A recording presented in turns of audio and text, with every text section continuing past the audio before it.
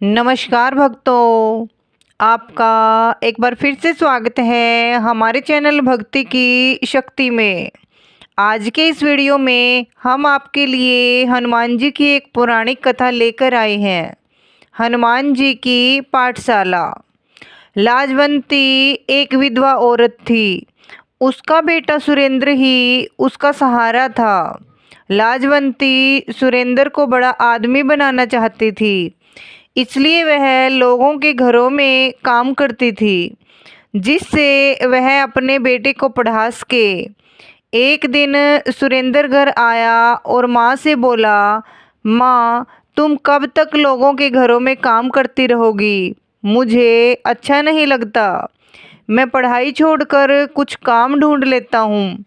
लाजवंती ने उसे समझाते हुए कहा, नहीं बेटा, मैं कितना भी कष्ट उठा लूँ, पर तू अपनी पढ़ाई पर ध्यान दे। भगवान ने चाहा तो तेरी अच्छी सी नौकरी लग जाएगी। मैं उसी दिन का इंतजार कर रही हूँ। सुरेंद्र हनुमान जी का भक्त था। वह दिन रात हनुमान जी की पूजा करता रहता था।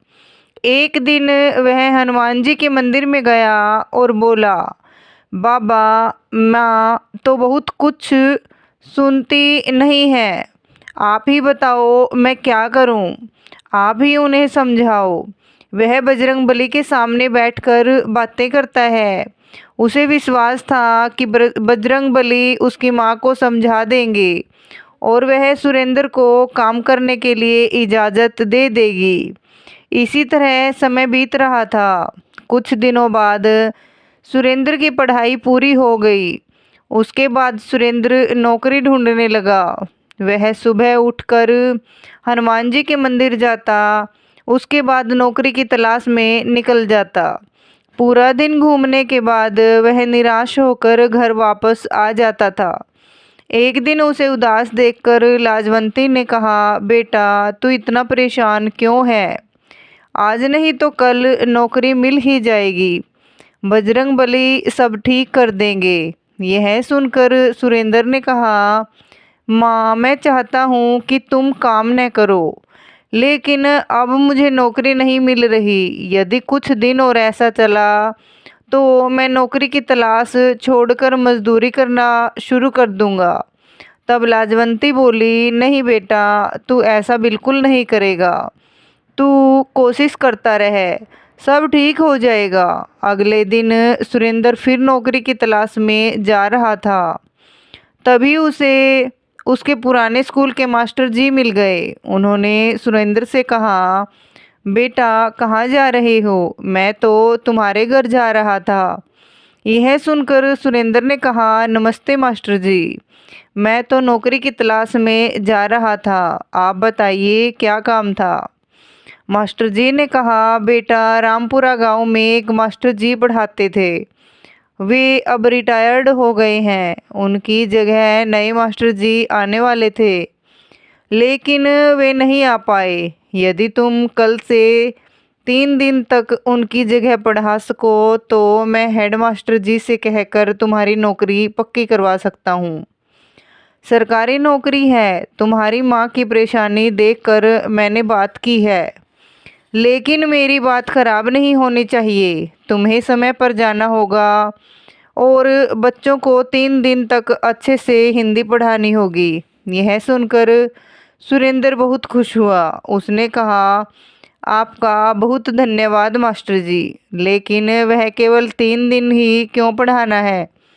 तब मास्टर जी ने कहा, वहाँ और भी अध्यापक आएंगे। जो भी 3 दिन अच्छे से पढ़ा लेगा उसकी नौकरी पक्की हो जाएगी।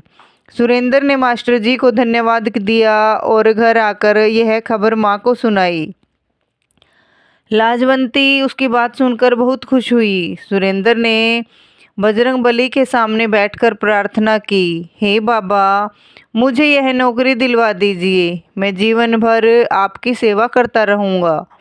यह सुनकर वह बजरंगबली का ध्यान करके बैठ गया और उनका गुणगान करने लगा। अगले दिन स्कूल में हेडमास्टर जी के सामने एक सुंदर नौजवान खड़ा था। वह सुरेंद्र था। सुरेंद्र ने अपना परिचय दिया और हेडमास्टर जी ने उसे बच्चों को पढ़ाने के लिए भेज दिया। कक्षा में जाते ही बच्चों ने अपने नए मास्टर जी को नमस्ते किया। तो मास्टर जी ने कहा, बच्चों हमेशा नमस्ते नहीं करते, राम राम कहा करो। इससे भगवान राम तुम्हारे सारे काम बना देंगे और सामने वाला भी खुश हो जाएगा। बच्चों को नए मास्टर जी बहुत अच्छे लगे। वे सारा दिन भगवान राम का चरित्र उन्हें सुनाते रहे, रामायण की चौपाइयाँ बच्चों को याद कराते रहे। इसी तरह 3 दिन बीत गए। तीसरे दिन हेडमास्टर जी कक्षा में आए। उन्होंने बच्चों से पूछा, बच्चों नए मास्टर जी ने क्या पढ़ाया? एक बच्चे ने कहा, राम राम मास्टर जी। उसके बाद उस बच्चे ने रामायण की बहुत सारी चौपाइयाँ सुनाई और भगवान राम का गुणगान किया। यह सुनकर हेडमास्टर जी ने कहा, अरे मास्टर जी, आपने तो कमाल कर दिया। इतना तो हम कई वर्षों में नहीं सिखा पाते, जितना आपने 3 दिन में सिखा दिया। आपकी नौकरी पक्की हो गई। मैं मास्टर जी के हाथ से आपके घर चिट्ठी भिजवा दूंगा। आप अपना सारा सामान लेकर आ जाना। अगले दिन मास्टर जी सुरेंद्र के घर गए और उसका दरवाज़ा खटखटाया। सुरेंद्र ने दरवाज़ा खोला तो सामने मास्टर जी खड़े थे। सुरेंद्र उन्हें लेकर घर के अंदर आया। सुरेंद्र ने मास्टर जी से कहा, मास्टर जी, मैं माफ़ी चाहता हूँ। माँ बहुत बीमार थी, इसलिए इन्हें इस हाल में छोड़कर मैं नौकरी के लिए नहीं जा सकता। यह सुनकर मास्टर जी चौंक गए और बोले, यह तुम क्या कह रहे हो? उस स्कूल के हेडमास्टर ने मुझे ये चिट्ठी दी है और तुम्हारी नौकरी पक्की हो गई। उन्होंने कहा कि तुम्हारे भेजे हुए मास्टर जी ने तो बच्चों को इतना अच्छा पढ़ाया जो आज तक कोई नहीं पढ़ा सका। तब सुरेंद्र ने कहा, लेकिन मैं तो वहाँ गया ही नहीं, मैं तो यहीं घर पर ही था। मास्टर जी ने कहा, लेकिन वे तो कह रहे थे कि तुमने बच्चों को राम राम की शिक्षा दी है। एक दिन एक एक बच्चे को रामायण की चौपाइयाँ पढ़ा दी, जो वे कभी नहीं भूल पाएंगे।